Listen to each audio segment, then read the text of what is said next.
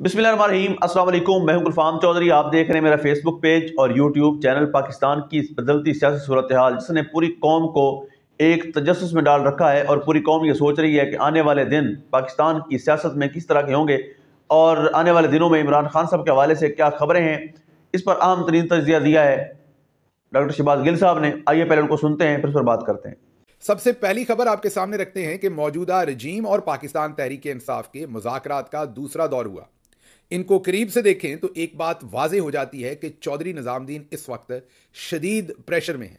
जो वो करना नहीं चाहते थे, ये बारीक बात है, जो वो करना नहीं चाहते थे उन पर वही करने का इस वक्त शदीद प्रेशर है। सुई टिक टिक कर रही है, वक्त उनके पास कम है और वो जो हरकतें कर रहे हैं उससे वाज़े तौर पर यह लग रहा है कि वो इस वक्त डेस्परेट हैं और किसी भी तरीके से वो अपना कम से कम नुकसान करवा के अपने ऑब्जेक्टिव्स को अचीव करना चाहते हैं। लेकिन दूसरी तरफ जो स्टील की नव्ज़ वाला लीडर है इमरान खान, उसके साथ जोड़ पड़ा हुआ है और उनके नव्ज़ जो हैं वो पहले से भी मजबूत दिखाई देते हैं। आपको पूरा किस्सा सुनाते हैं, 2 से 3 खबरें आपके सामने रखेंगे तो आपको समझ आ जाएगी कि चौधरी निज़ामुद्दीन के ऊपर इतना प्रेशर है क्या, क्यों है और वो इसको किस तरीके से एग्जर्ट कर रहे हैं, किस तरीके से उनसे बेवकूफ़ियां हो रही हैं और आने वाले दिनों में वो किस तरह के फैसले कर सकते हैं।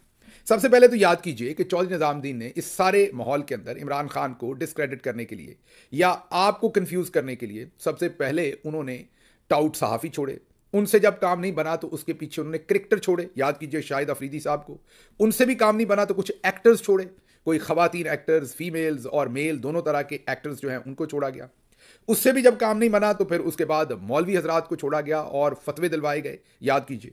उससे भी काम नहीं बना तो फिर याद कीजिए खुसरे छोड़े गए, रऊफ हसन साहब वाला वाकया आपको याद है। उससे भी काम नहीं बना तो मजहबी इंतहा पसंद उससे पहले भी छोड़े गए थे जब इमरान खान साहब पर असैसिनेशन अटैम्प्ट हुई थी। उसके बाद बुशरा बीबी जब जेल में इमरान खान को मिलने जा रही थी तो उनकी गाड़ी के ऊपर भी याद कीजिए मजहबी इंतहा पसंद छोड़े गए थे जिन्होंने नारे लगाए थे और उनकी गाड़ी को तोड़ फोड़ करने की कोशिश की थी।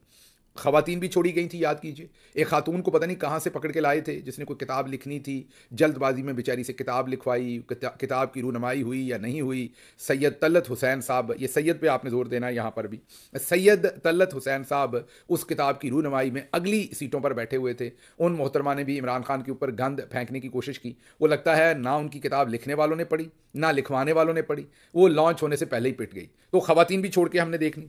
अब नया काम हमने किया है, अब अमलियात करने वाले और ज्योतिषी, जी हाँ, चौधरी साहब के हालात अब यहां तक आ गए हैं कि उन्होंने ज्योतिषी तक छोड़ दिए हैं। ये जो एस्ट्रोलॉजिस्ट हैं, ये जो हाथ देखते हैं, मुस्तकबिल का हाथ बताते हैं, हाल बताते हैं, आपको सितारों को देखकर आपके हाल बताते हैं। अब चौधरी साहब इतने प्रेशर में हैं कि उनको लगता है कि इनको छोड़ने से ये आपकी राय बदलेंगे, ये इमरान खान की राय बदलेंगे और माहौल को इस तरह का बना देंगे कि आप और इमरान खान दोनों कंफ्यूज हो जाएंगे। और जो सुई टिक टिक कर रही है, गालिबन सदर ट्रंप वाली सुई टिक टिक कर रही है, कोई शायद और हो, मुझे नहीं पता, लेकिन ये बात हतमी है कि चौधरी निज़ामुद्दीन शदीद प्रेशर में है और वो अगले चंद दिन में कुछ ना कुछ हासिल करना चाहते हैं जिसकी वजह से वो डेस्परेट हैं। अब आपको एक एक करके हम बताते हैं। मैं भूल गया, मोटिवेशनल स्पीकर भी कासिम अली शाह साहब और दूसरे लोगों, उनको भी छोड़ा गया था लेकिन काम ना बना। अब ये एक नया किस्सा शुरू हुआ है।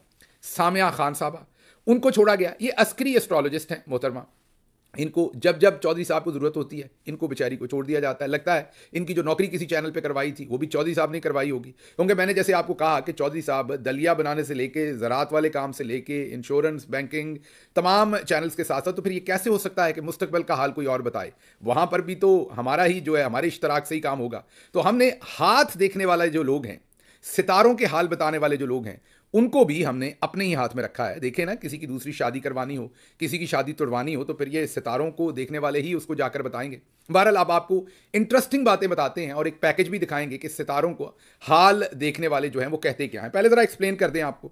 सामिया खान साहबा ने 2018 में ये कहा, क्योंकि उस वक्त मिलिट्री इस्टेब्लिशमेंट का एक धड़ा शहबाज शरीफ के साथ भरपूर नेगोशिएशन कर रहा था। सुहेल वड़ाइच साहब ने खबर भी दी थी और बाद में भी उन्होंने खबर दी थी कि शहबाज शरीफ के साथ इवन कैबिनेट के नाम तक तय हो गए थे 2018 में। और बाद में हमें पता चला कि बात हकीकत भी थी, क्योंकि उसके बाद जिस तरीके से ख्वाजा आसिफ ने और दूसरे लोगों ने बताया कि 2018 की हुकूमत बनने के 4-5 महीने के अंदर अंदर ही जनरल बाजवा और जनरल फैज़ हमीद ने इनको वो हुकूमत ऑफर कर दी और कहा कि पहले पंजाब की हुकूमत ले लें फिर मरकजी दे देंगे। तो ये चाहते ही नहीं थे कि कभी इमरान खान आए, वो तो मजबूरन वो सीटें इतनी जीत गए कि ये उनको किसी तरीके से कंट्रोल ना कर सके। तो बहरहाल वापस चलते हैं 2018 में, यही सामिया खान साहबा, क्योंकि इन्हें मिलिट्री से उस टाइम तार यही आई थी कि इमरान खान कभी वज़ीर आज़म नहीं बन सकते, तो इन्होंने कहा था कि इमरान खान वज़ीर आज़म नहीं बन सकते। और फिर 2019 में इन्होंने कहा कि इमरान खान की तलाक भी हो जाएगी। इनकी दोनों पेशीनगोइयाँ जो थीं वो झूठी साबित हुई, लेकिन जाहिर है क्योंकि अस्करी इदारों की तरफ से बताया गया होगा, इस बेचारी ने आगे बता दिया। फिर यही नहीं, इन्होंने जो अपना शोरा आफाक किस्म का तज्जिया किया था वो ये किया था कि जब मैं पता नहीं 5वीं के 8वीं के 10वीं जमात की स्टूडेंट थी तो मैंने अपनी खाला का हाथ देखा और कहा कि आप बेवा हो जाएंगी, तो वो बेवा हो गई।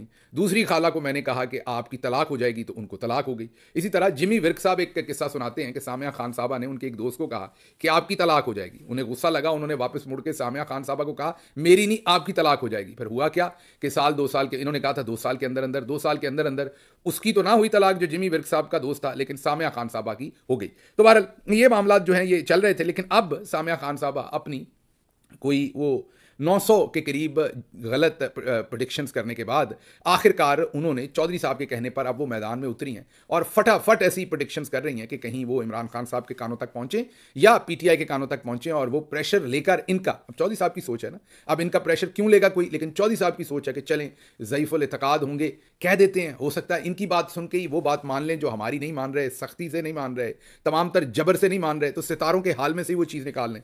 तो अब आगे ज़रा सुनिएगा। सबसे पहले तो सामिया खान साहबा ने ये कहा कि जो army chief general Asim Munir साहब हैं, इनका मैंने सबसे पहले जब जायचा देखा तो पता नहीं जुपिटर जो है वो 9वें घर में था कि किस में था, मुझे नहीं पता जुपिटर इनके काबू कैसे आता है और इन्होंने जुपिटर किसका नाम रखा हुआ है।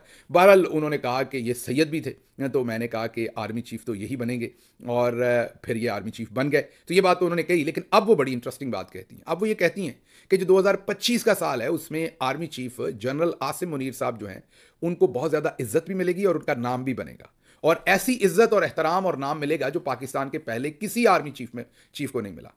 क्या बात है, माशाल्लाह माशाल्लाह। देखिए ना, इसको कहते हैं कि ये लगता है कि किसी डीजी या एसपीआर के किसी ऑफिसर ने इनको लाइन लिख के दी है कि आपने बीबी ये बोलनी है। तो सितारों का हाल भी उन्होंने वही कर दिया है जो पाकिस्तान के अंदर इस वक्त जजों का हाल है। जिस तरह के फैसले जजेस चौधरी साहब की मर्जी पर सुनाते हैं, सामिया खान साहबा ने सितारे, जुपिटर, पता नहीं कौन कौन से सितारे होते हैं उनको आगे पीछे करके हाल वो बना लिया। अच्छा, 7 बड़ी इंटरेस्टिंग बात करती हैं वो। 7 इंटरेस्टिंग बात सिर्फ जनरल आसिम मुनीर साहब के बारे में ये नहीं करती कि उनको बहुत ही इज्जतें मिलेंगी और वो अपना नाम समेटेंगे और इज्जतें बनेंगी, साथ साथ वो ये भी कहती हैं कि मरियम नवाज साहबा का मुश्किल वक्त जो था वो भी गुजर गया है और अगले 1-2 महीने और मुश्किल हैं और फिर 2025 में वो भी बड़ा ही नाम पैदा करेंगी। और मीन एक तरफ जनरल आसिम मुनीर साहब नाम पैदा करेंगे, दूसरी तरफ मरियम नवाज साहबा बहुत नाम पैदा करेंगी, बहुत ऊपर जाएंगी, बहुत तरक्की करेंगी। कितना ऊपर जाएंगे भाई, ये भी ज़रा बता दें, को हद भी बता दें। बहरहाल दोनों को इकट्ठा उठा रही हैं, ये मुझे समझ नहीं आई कि दोनों के सितारों के हाल को ये इकट्ठा कैसे रीड कर रही हैं और उठा क्यों रही हैं। आगे चलते हैं। इनका 2024 का एक तजिया भी हमारे सामने आया जिसमें इन्होंने बताया था कि बिलावल जरदारी साहब भी बहुत उठान पकड़ेंगे 2024 में, ये उनका साल है और कंपनसेट होंगे वो पिछले सालों में जो उन्हें नहीं मिला। और इफ्तिखार फितना साहब, उनको प्यार से फितना कहते हैं, गुस्सा ना वो कर लें, फितनेबाजी करते हैं इसलिए उनको लोग इफ्तिखार फितना कह देते हैं प्यार से, कोई ऐसी कोई बुरी बात में नहीं कहते। तो बड़े सीनियर जर्नलिस्ट हैं इफ्तिखार फितना साहब। उन्होंने आगे से कहा कि अगर सितारे बिलावल जरदारी को सपोर्ट कर रहे हैं तो हम कौन होते हैं, उनके भी दिल की बात थी जाहिर है। जो है ये माशाल्लाह माशाल्लाह 2024 बिलावल साहब का। जी बिल्कुल, जिस तरह से आपने सुना डॉक्टर शहबाज गिल साहब ने इस पर डिटेल से बताया कि इस वक्त पाकिस्तान तहरीक इंसाफ के हवाले से क्या अपडेट्स हैं, इमरान खान साहब के केसेस के हवाले से क्या अपडेट्स हैं और पाकिस्तान की सियासी सूरत हाल में सियासी जमातों का क्या किरदार है, कौन कहाँ पर खड़ा है। और ये सुनने के बाद यकीनी तौर पर जो पाकिस्तान का सियासी सिनेरियो है वो वाज़ेह हो जाता है और लगता यह है कि आने वाले दिन पाकिस्तान की सियासत में बड़े अहम तरीन साबित होने जा रहे हैं और आने वाले दिनों में बहुत बड़ी तब्दीलियाँ मुतवक्के हैं। अल्लाह पाक वतन अजीज़ का हामी और नासिर हो। पाकिस्तान जिंदाबाद।